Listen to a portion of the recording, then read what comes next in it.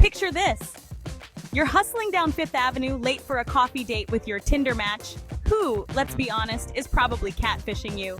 You're rocking your best I woke up like this look, sunglasses on, headphones blasting Beyonce. Suddenly, you're blinded by flashing blue and red lights. Two cops, looking serious as a heart attack, are standing in front of you. Welcome to the wonderful world of police interaction in New York City. Now, before you start panicking like Liz Lemon on live TV, take a deep breath.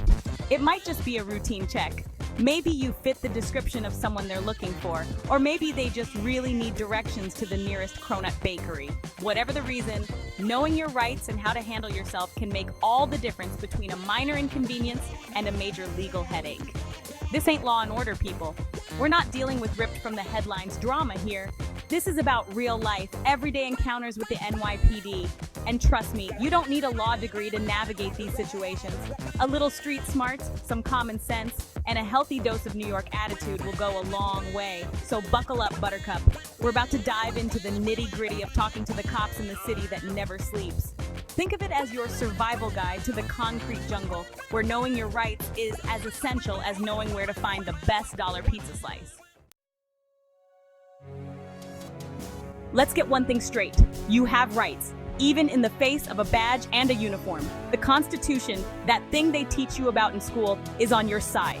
The Fifth Amendment protects you from self-incrimination, meaning you don't have to answer questions that might make you look guilty. Think of it as your I plead the fifth card, straight out of a courtroom drama. Then there's the Fourth Amendment, your shield against unreasonable searches and seizures. Cops can't just go rummaging through your bag or your apartment because they feel like it. They need a warrant, signed by a judge, with a good reason. It's like a VIP pass to your personal space, and they can't get in without it. Now, I know what you're thinking. Tina, this all sounds great in theory, but what about in real life? Well, here's the kicker. Knowing your rights is one thing, but asserting them is another. You gotta be polite but firm, like a sassy barista telling a customer they can't use their expired coupon. Don't get me wrong, being respectful to the police is important, but that doesn't mean rolling over and letting them walk all over you. You have a voice, use it. And if you're ever unsure about your rights, ask for a lawyer. It's like calling your mom for backup when you're arguing with your sibling. Ever been in a situation so awkward you could feel your armpits sweating? Yeah, getting stopped by the cops can be like that. But here's the thing, freaking out is only gonna make things worse. It's like adding gasoline to a fire, except the fire is your legal situation. So, take a deep breath, channel your inner Zen master, and try to stay calm. Think of it as waiting in line for a cronut at Dominique Ansel Bakery. You know it's gonna be a long wait, but you stay patient because the reward is worth it. In this case, the reward is avoiding a trip to the police station. Remember, cops are people too. They have good days and bad days, just like everyone else. Treat them with respect, even if you're feeling stressed or anxious. Think of it as customer service, but for law enforcement. A little politeness can go a long way in de-escalating a situation. And if things start to feel overwhelming, don't be afraid to ask for a break. Tell the officers you need a minute to collect your thoughts. It's like hitting the pause button on a stressful conversation. It gives you a chance to regroup and regain your composure. All right, let's talk strategy. Talking to the cops is a delicate dance, like navigating a crowded subway platform during rush hour. You gotta be smooth, assertive, and know where you're going. So here are some communication tips to keep you on track. First things first, be clear and concise. Avoid rambling or going off on tangents, like a tourist trying to explain their entire itinerary to a busy street vendor. Stick to the point, answer the questions asked, and don't volunteer extra information. Think of it as a Twitter conversation. Keep it short and sweet. Secondly, choose your words carefully. Remember, anything you say can be used against you. It's like a game of Scrabble, where every word counts. Avoid making jokes, being sarcastic, or using slang. Keep it formal, respectful, and to the point. Think of it as a job interview. You want to make a good impression. Lastly, don't be afraid to say, "I don't understand." The legal system is full of jargon and technical terms, like a foreign language you never learned. If you're confused about something, ask for clarification. It's better to be safe than sorry, like asking for directions instead of wandering aimlessly through the subway tunnels. Here's a phrase that's as New York as a bagel and schmear. Am I being detained, officer? It's the magic question that clarifies your status, like asking your date if this is a real date or just hanging out. If the officer says yes, you're obligated to stay put.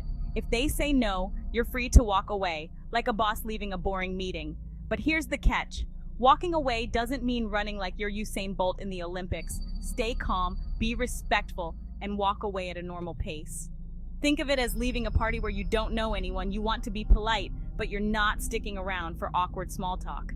Knowing if you're detained is crucial because it affects your rights. If you're free to go, you don't have to answer questions or consent to a search. It's like declining a flyer on the street. You're under no obligation to engage. But if you're detained, the rules change and you need to be extra cautious. Remember, asserting your right to leave doesn't mean you're guilty or hiding something.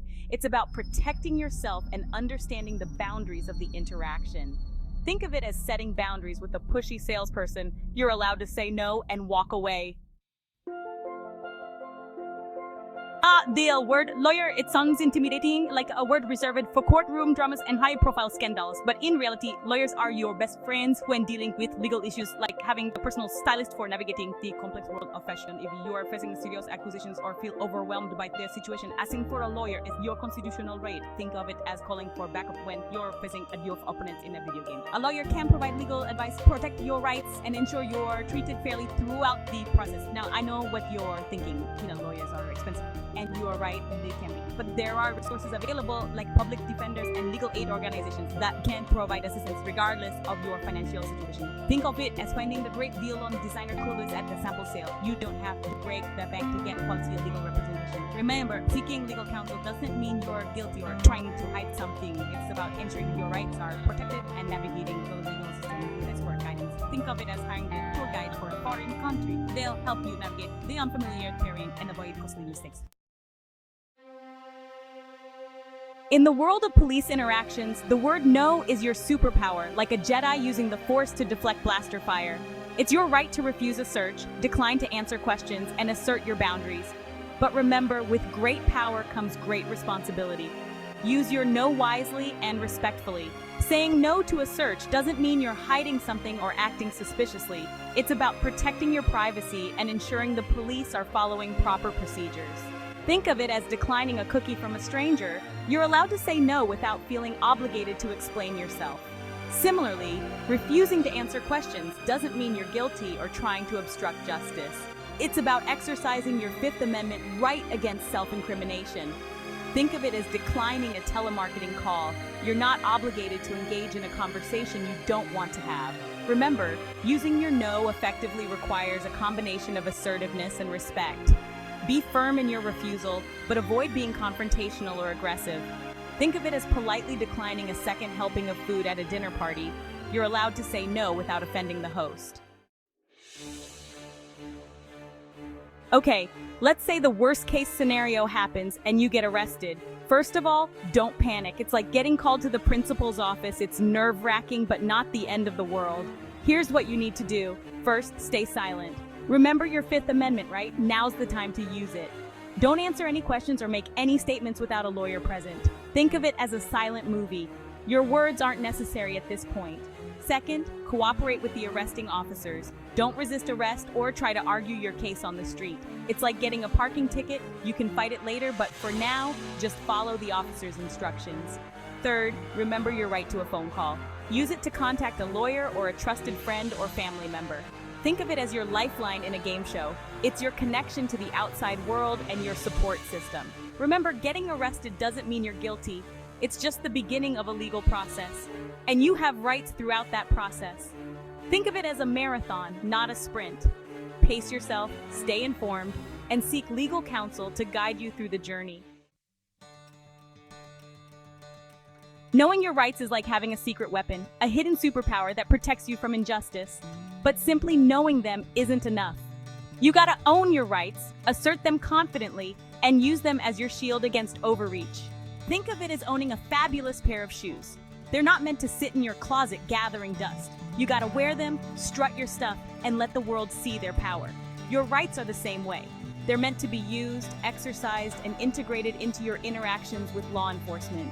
Remember, asserting your rights doesn't make you a troublemaker or a criminal. It makes you an informed and empowered citizen. someone who understands the balance of power and their role within the legal system. Think of it as speaking up in a meeting when you have a valuable contribution. Your voice matters, and your rights deserve to be heard.